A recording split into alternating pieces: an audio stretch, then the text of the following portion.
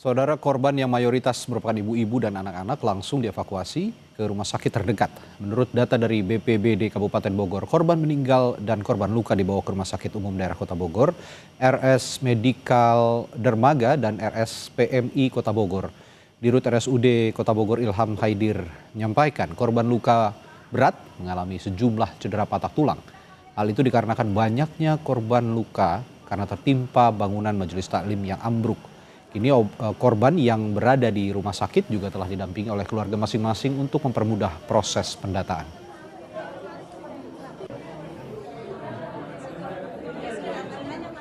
Timbunan, jadi tertimpa sama kan beton ya, bahan bangunan ya. Jadi tertimpa sama batu betonnya, kan runtuh itu ya. Jadi menyebabkan adanya cedera seperti patah ya, patah tulang, kemudian cedera organ visceral, organ dalam, dan itu perlu penegakan diagnosa cepat dan dilakukan tindakan secepat-cepat. Menteri Agama Nasaruddin Umar menjenguk korban bangunan ambruk yang dirawat di RSUD Kota Bogor, Jawa Barat. Menak menyampaikan bela sungkawa serta menguatkan korban yang masih dirawat di ruang IGD. Menteri Agama juga akan mencari solusi untuk pembangunan majelis taklim baru dan berharap kejadian ini tidak terulang di tempat lain.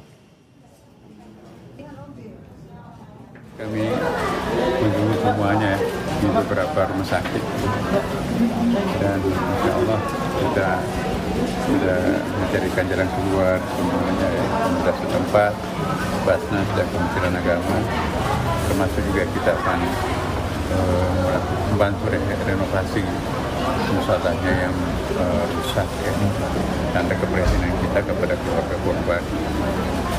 Saya mohon kepada kita semuanya, kita mendoakan semoga ini pembelajaran buat kita semuanya. Proses evakuasi telah selesai berlangsung, lalu bagaimana kondisi korban selamat di rumah sakit? Kita tanyakan jurnalis Kompas TV Niko Zulfikar di Rumah Sakit Umum Daerah Kota Bogor. Niko, berapa jumlah korban yang berhasil diselamatkan hingga saat ini dan bagaimana kondisi mereka? Iya, Rabi, di mana dapat saya melaporkan, tetapi di IGD Rumah Sakit RSUD Kota Bogor untuk jumlah pasien yang dirawat di rumah sakit ini. Untuk korban sendiri yang dirawat di RSUD, berdasarkan data yang kami peroleh, berjumlah keseluruhan 38 orang. Saat ini 7 orang boleh diperbolehkan pulang dan yang masih menjalani perawatan intensif di rumah sakit ini berjumlah 31 tadi.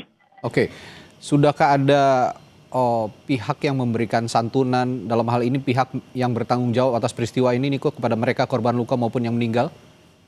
Ya, untuk pihak-pihak yang mendatangi rumah sakit, berdasarkan pantauan kami di lokasi tadi baru Menteri Agama dan Wakil Bupati Bogor Ade Rohandi yang menyatakan untuk biaya pengobatan para korban ditanggung oleh pemerintah Kabupaten Bogor sendiri. Sementara itu Menak sendiri selain berbelasungkawa juga ikut prihatin atas kejadian ini dan akan mencari solusi untuk pembangunan majelis taklim yang ambrol tersebut. Tadi. Oke, lalu bagaimana dengan penyelidikan dari polisi? Adakah pihak yang sudah dimintai pertanggungjawabannya atas peristiwa yang terjadi ini, Niko? Saat ini pihak kepolisian masih melakukan penyelidikan terhadap kejadian tersebut. Di lokasi kejadian pihak kepolisian sudah memasang garis polisi untuk steril agar lokasi kejadian tidak berubah. Sementara itu di sisi lain juga pihak kepolisian juga sudah meminta keterangan dari beberapa saksi yang ada di sekitar lokasi tadi. Oke, terakhir Niko, bagaimana dengan korban meninggal? Sudah ada yang berencana dimakamkan dan di mana dimakamkannya?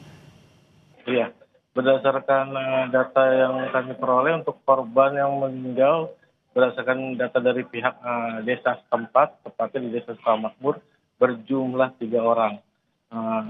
untuk atas nama Wulan, warga Kecamatan Taman Sari, Nurhayanti, warga Kecamatan Taman Sari, dan Erni, warga Kecamatan Jomas. Untuk Erni sendiri tadi sore sudah dibawa pihak keluarga dari rumah sakit untuk dibawa ke rumah duka untuk dimakamkan tadi. Baik, saat ini sudah semua proses evakuasi sudah selesai dan korban yang luka dirawat di sejumlah rumah sakit termasuk korban meninggal rencananya besok akan dimakamkan. Ada 3 korban meninggal. Terima kasih Niko Zulfikar melaporkan langsung dari Bogor, Jawa Barat.